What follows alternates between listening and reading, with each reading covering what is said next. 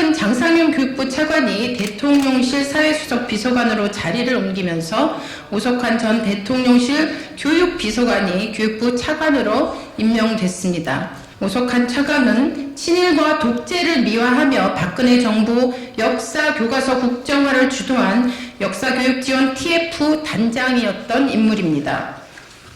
문재인 정부의 역사교과서 국정화 진상조사 백서에 따르면 오석환 차관은 2015년 10월부터 약 한 달 동안 당시 서울 종로구 동숭로에 있던 국립국제교육원에서 21명 규모의 TF를 비밀리에 운영한 것으로 알려졌습니다. 이와 관련해서 중징계 대상에 올랐지만 검찰 수사가 끝나지 않았다는 이유로 징계는 5년 동안 이루어지지 않았습니다. 이런 인물이 윤석열 정부에 이르러선 교육부 기획조정실장으로 그리고 대통령실 교육비서관으로 이제는 다시 교육부 차관으로 중용되고 있습니다. 역사교과서 국정화는 우리 교육계의 수치입니다. 2015년 당시 박근혜 정부의 한국사 교과서 국정화 결정에 대한 반대 운동이 전국적으로 일어났습니다. 단순 반대 선언을 넘어서 교수들의 집필 거부 운동까지로 이어지기도 했습니다.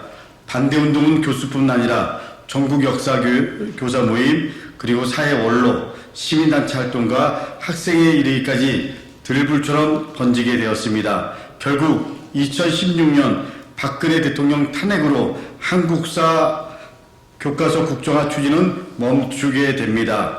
오 차관은 전 국민이 반대했던 역사교과서 국정화 사태 당시 주요 실무 책임자였습니다.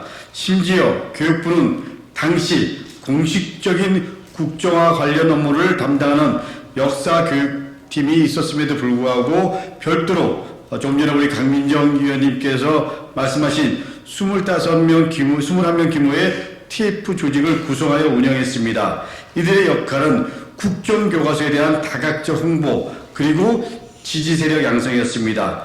이 과정에서 귀관장의 결재 없이 외부 인력을 차출하거나 예비비를 부당하게 사용하는 등의 온갖 불법과 편법을 저질렀습니다. 그럼에도 어떠한 처벌도 받지 않았습니다. 이런 인물이 윤석열 정권에서 두 번째 교육부 차관이 된 것입니다. 인사가 아무리 대통령의 고유 권한이라고 하더라도 이 상황은 도저히 납득하기가 어렵습니다.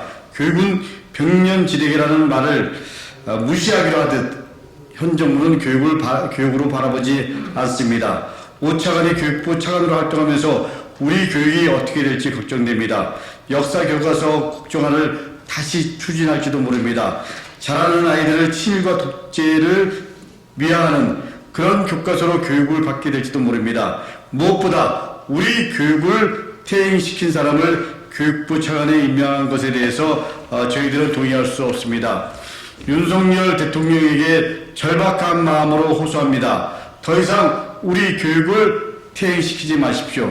부디 역사의 수레바퀴를 뒤로 돌리는 행위를 이제 그만 멈추십시오. 역사가 윤석열 대통령과 그리고 윤석열 정부를 지켜보고 있습니다.